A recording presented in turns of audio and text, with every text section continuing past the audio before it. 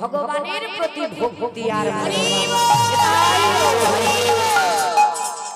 তাই যে যাই করো না কেন ভক্তিটাকে আগে রাখতে হবে। আগে ভগবানের প্রতি চাই ভরসা, বিশ্বাস, ভক্তি, তবে তুমি এগিয়ে চলো, দেখবে আর কোনোদিন পিছনের দিকে তোমার চাইতে হবে না। ভগবানকারী দাঁড়িয়ে আছে, সময় মতো তোমায় ভবমাঝ থেকে তোমায় পার করে নিয়ে যাবে। তাই আজ কি করলেন মা আমার সেই গৌর হরি, আজ ভাবের আবেশে, আজ তিনি নদিয়া নবদ্বীপকে কি বলেছিলেন?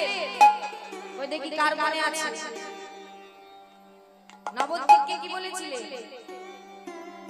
বৃন্দাবন। গঙ্গাকে কি বলেছিলে? যমুনা। ফুলের বাগানকে ফুলবন। আর ভক্তদের কি বলেছিল? জোরে বলতে হবে, সখী। বাহ, সুন্দর, মনে আছে। এগুলো মনে রাখতে হবে। রাসের মধ্যে অনেক কিছু আছে জানো। তাহলে কি বললেন? তোমরা হলে হলে গোপী। এইবারে শব্দ হয়ে গেল, এইবারে আপনারাই বলুন। গোপী হয়ে গেল, রাধা রানী গোপীর মধ্যেই পড়ে, আমি তাকে ধরেছি। তাহলে গোপীগণ হয়ে গেল, গৌর হরি নিজে কৃষ্ণ হলো, নবদ্বীপ বৃন্দাবন হলো, যমুনা হলো সুরধরি, গঙ্গা হলো যমুনা। তাহলে আর কি বাকি আছে যেটা না হলে রাস হবে না?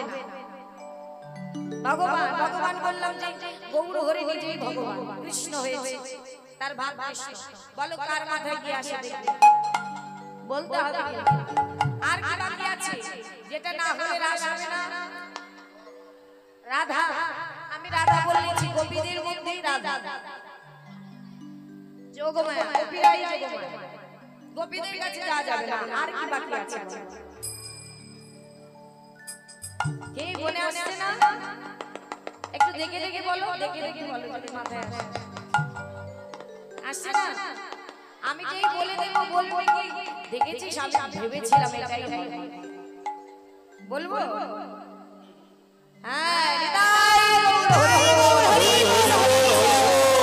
মুরলী বাঁশি, বাঁশি মুরলী যদি না হয়, যদি মুরলী বাদন না করে আমার সখীরাও আসবে না, রাধা রানী আসবে না, রাস হবে না, তাই না? তাহলে মুরলী না থাকলে রাস হবে না। তাহলে সেই মুরলী কোথায়? বললে কলিযুগে গৌর হরির হাতে আমরা কি মুরলী দেখতে পাই? আছে মুরলী? নেই তো, সে তো বাবা বলে দাঁড়িয়ে আছে। তাহলে তিনি কি মুরলীটা ভুল করে ফেলে এলেন? বলছে তা কি করে সম্ভব? সব এসেছে, মুরলী কি ভুল করে ফেলে আসে? বললে এই কলিযুগে সেই ব্রজের মুরলী কোন রূপে আছে জানো? কোন রূপে আছে মা? কৃষ্ণ যেমন বাঁশি ছাড়া চলেন না, আমার গৌর হরি কি ছাড়া চলে না, সব সময় সঙ্গে থাকে। কি বলো তো মা? হোল আর করতাল, হোল আর করতাল রূপে ব্রজের মুরলী। তাই সেই হোল করতাল বাজিয়ে আজ আমার গৌর হরি হরি করছে, মুরলী বাজাচ্ছে, আর সখীদের নিয়ে আজ দিনে রাস লীলা করছে। কেমন ভাবে সবাই মিলে হলো পাড়ো তালে গোরা, সবাই মিলে হলো পাড়ো তালে গোরা, হলো পাড়ো তালে গোরা, সুমেরে গোরিয়া গৌরা, আরে হলো পাড়ো তালে গোরা, সুমেরে গোরিয়া গৌরা, তাহার মাঝে নাচে গোরা, জয় জয় দিয়া হরে রাম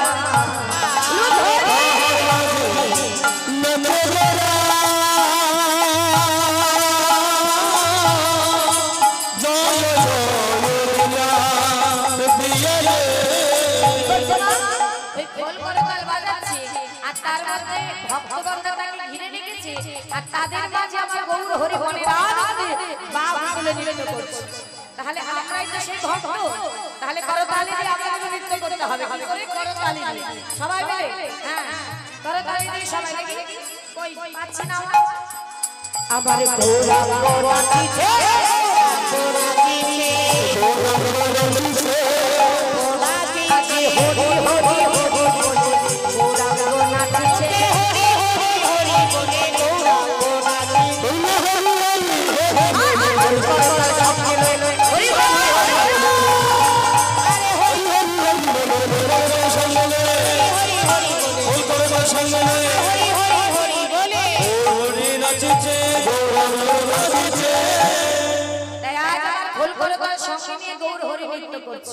এবার দেখো গৌর হরির সঙ্গে কারা থাকে না? ওই যে পঞ্চতত্ত্ব, তাই তো?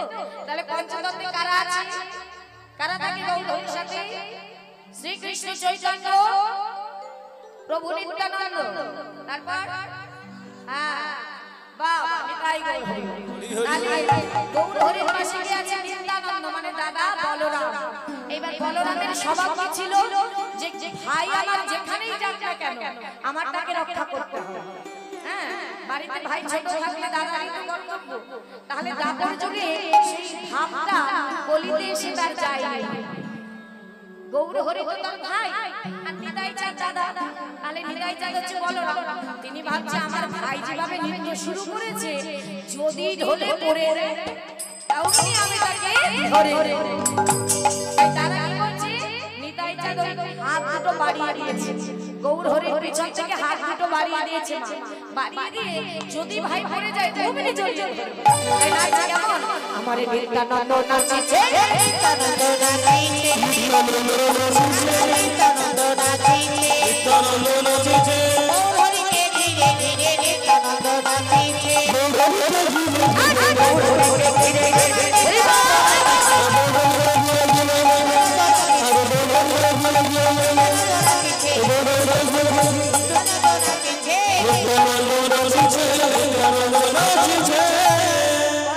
সবাই নাচছে তো নৃত্য করছে তাহলে নিতাই চাঁদ হয়ে গেল গৌর হরি হয়ে গেল এইবার কে নৃত্য করছে অদ্বৈত প্রভু আচ্ছা অদ্বৈত প্রভু কে ছিল মা হ্যাঁ একদম দেবাদিদেব মহাদেব নিতাই দেবাদিদেব মহাদেব তাহলে দেবাদিদেব মহাদেব তার ভাব কি ছিল হুঙ্কার হুঙ্কার যে হুঙ্কার ভাবে গৌর হরিকে নিজে শান্তিপুর সীতানাথ অদ্বৈত আচার্য নিজে এনেছিলেন গৌর হরিকে যে আমি কলিযুগের দুঃখ দুর্দশা দেখতে পাচ্ছি না তুমি এসো তুমি অপ্রকট হয়ে প্রকট হও প্রকট হয়ে কলিযুগের সকল দুঃখ দুর্দশা তুমি হরণ করো তুমি যে হরণকারী তাই সেই অদ্বৈত ভাবছি তাহলে আমি কেন দাঁড়ায় থাকবো আজকে আমি আমার ভাব প্রকাশ করব গৌর যখন নিজের ভাব প্রকাশ করছে আমি কেন দাঁড়ায় থাকবো তাই আজ আমার অদ্বৈত প্রভু নৃত্য করছে হুঙ্কার বেশে কেমন আমার অদ্বৈত নাচিছে আমার অদ্বৈত নাচিছে বলে অদ্বৈত নাচিছে বলে অদ্বৈত নাচিছে